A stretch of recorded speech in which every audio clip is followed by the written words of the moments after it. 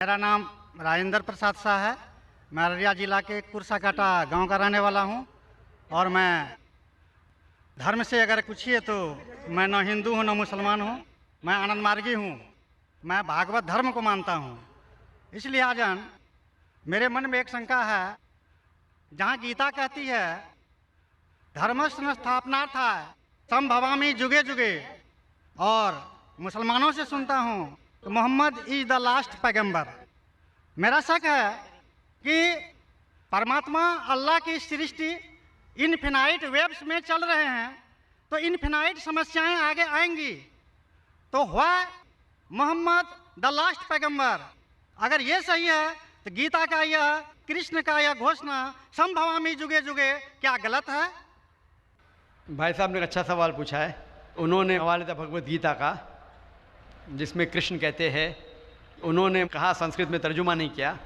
श्री कृष्ण कहते हैं कि जब भी इस धरती पे जुल्म होगा तो उस वक्त भगवान एक पैगंबर को भेजेंगे और हर दौर में एक पैगंबर आएगा। संभवान योगी होगे, हर युग में आएगा। तो भाई का सवाल है, क्या कृष्ण गलत है?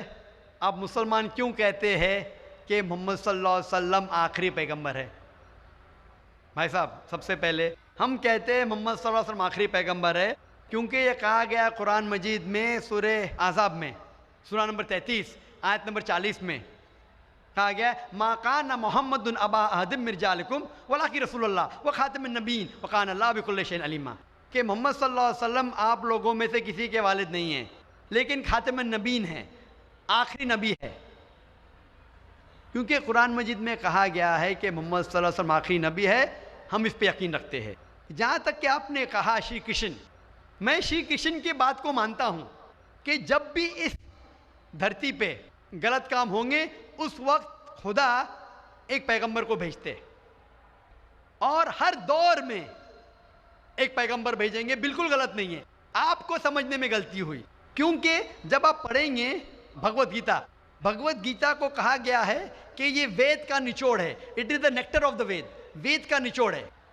और जब आगे आप पढ़ेंगे, लिखा हुआ कल की पुराना में, कल की पुराना में लिखा है, कल की पुराना चैप्टर नंबर 2 श्लोक नंबर 5, 7, 11, 15 में लिखा है कि एक कल की अवतार आएंगे जो कल युग में आएंगे, और कल युग आखिरी युग होगा, और ये कल की अवतार लोगों को सही रास्ता दिखाएंगे।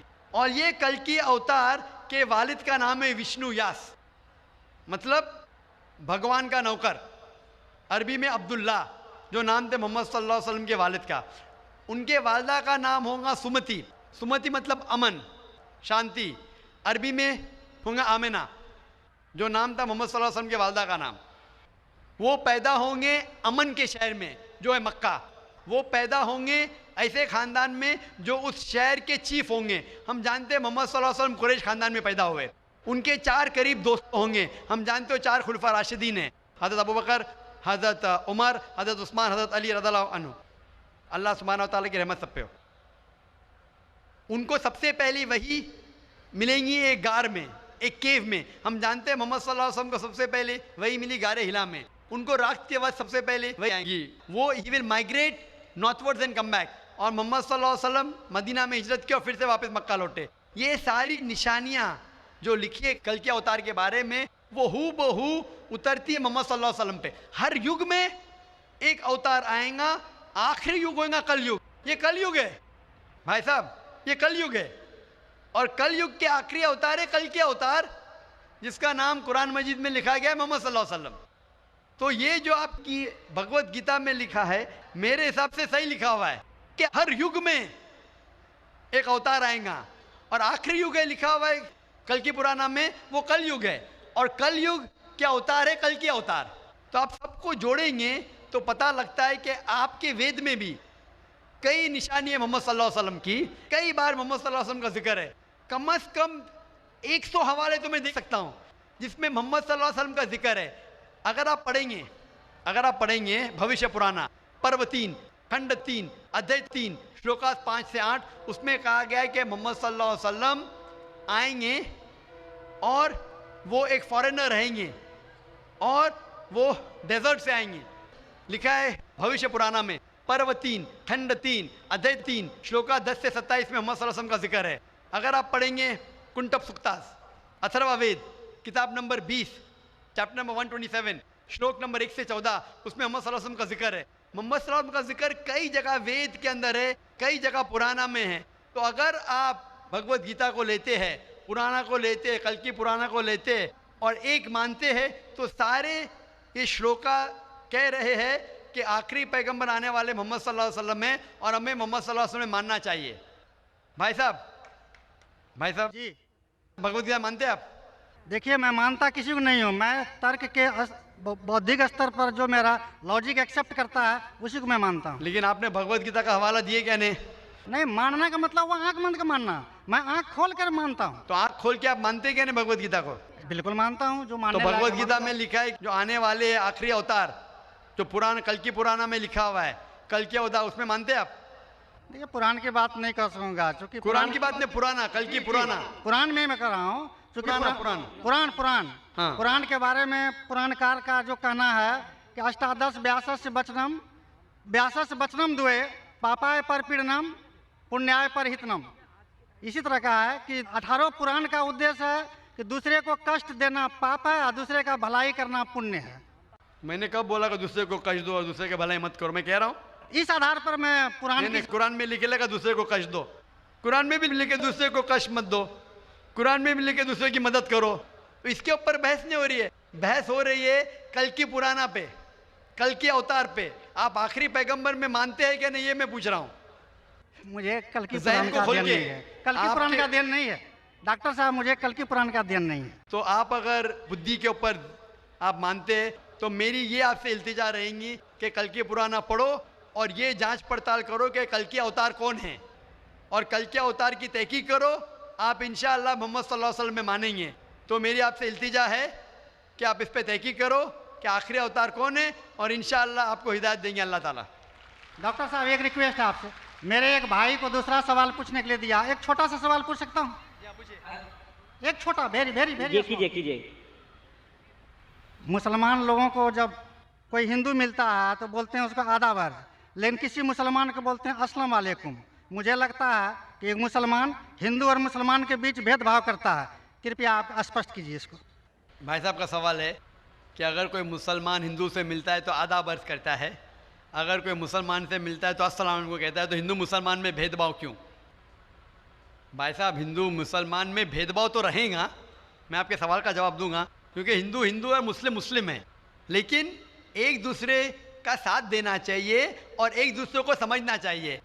पहले भाई साहब इसने सवाल किया था, उन्होंने मुझे आदाब कहा तो मैंने उनसे कहा अस्सलाम वालेकुम, कहा कि नहीं? जी जी जी, कहा ना।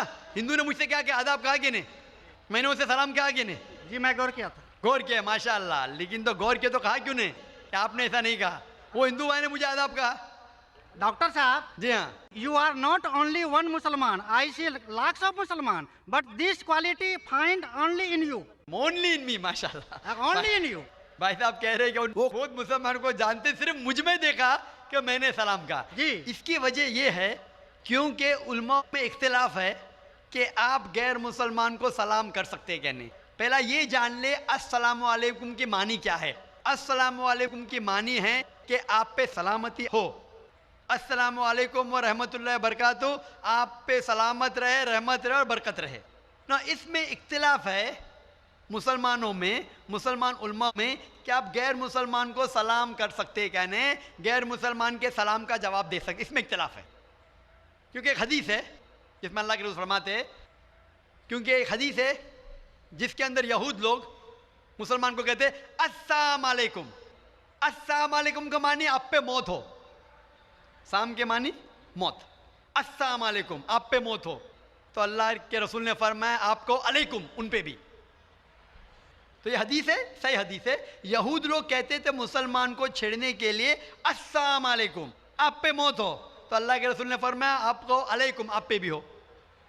तो इसकी वजह से इख्तिलाफ। और कई हदीसें हैं, मैं ज़्यादा बहस में नहीं जाना चाहूँगा, लेकिन ये कहना चाहूँगा कि कुछ उलमा ये भी कहते हैं कि आप अस्सलाम वालेकुम कह सकते, क्योंकि कुरान मजीद की एक आयत है सूरह निसा में, सूरह नंबर 4 आयत नंबर 86 86 में कहा है, अगर कोई आपको को ग्रीट करता है, अगर कोई ग्रीट करता है तो आप और बेहतरीन तरीके से ग्रीट करो।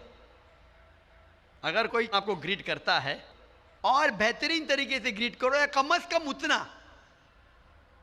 तो अगर कोई अस्सलाम वालेकुम कहता है, मुझे कहना चाहिए वालेकुम अस्सलाम व रहमतुल्लाह। अगर कोई कहता है अस्सलाम वालेकुम व रहमतुल्लाह, मुझे कहना चाहिए वालेकुम अस्सलाम व रहमतुल्लाह बरकातहू, या कम से कम उतना। ये ज़रूरी है। तो इसीलिए अगर कोई मुसलमान मुझसे आदाब करे तो आदाब से बेहतर क्या है? अस्सलाम वालेकुम।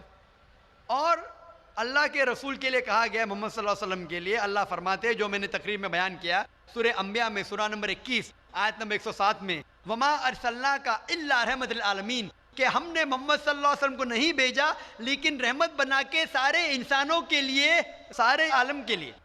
तो जब मोहम्मद सल्लल्लाहु अलैहि वसल्लम सारे इंसानों के लिए रहमत बन सकते, तो क्या मैं अस्सलाम वालेकुम व रहमतुल्लाह नहीं कह सकता हूँ? तो इस बुनियाद पे उल्मा का इख्तिलाफ है कि अस्सलाम कह सकते हैं। कहने मैं उन उल्मा में मानता हूँ जो कहते हैं कि आप गैर मुसलमान को सलाम कह सकते और जवाब भी बेहतरीन दे सकते। इसीलिए जब भाई साहब ने कहा अदब, तो मैंने कहा अस्सलाम वालेकुम, कि मेरे हिसाब से अस्सलाम वालेकुम और बेहतर है, आदाब से बेहतर है अस्सलाम वालेकुम, कि आप पे सलामती हो, रहमत हो और बरकत हो। तो भाई साहब मेरे नज़दीक गैर मुसलमान के लिए सलामती चाहना अच्छी चीज़ है, और इसीलिए मैं आपके लिए सलामत चाहता हूँ। भाई साहब ये lot of thanks to you sir. मैं सलामत चाहता हूँ, और लेकिन सिर्फ मुंह से नहीं, मैं चाहता हूँ अमल से आप सलामती पाओ। इसीलिए मैं कहता हूँ कि तहकीक करो कल के अवतार के बारे में, आखिरी पैगंबर के बारे में, मोहम्मद सल्लल्लाहु अलैहि वसल्लम के बारे में, तो आपको सलामती इस दुनिया में रहेंगे और आखिरत में भी इंशाअल्लाह।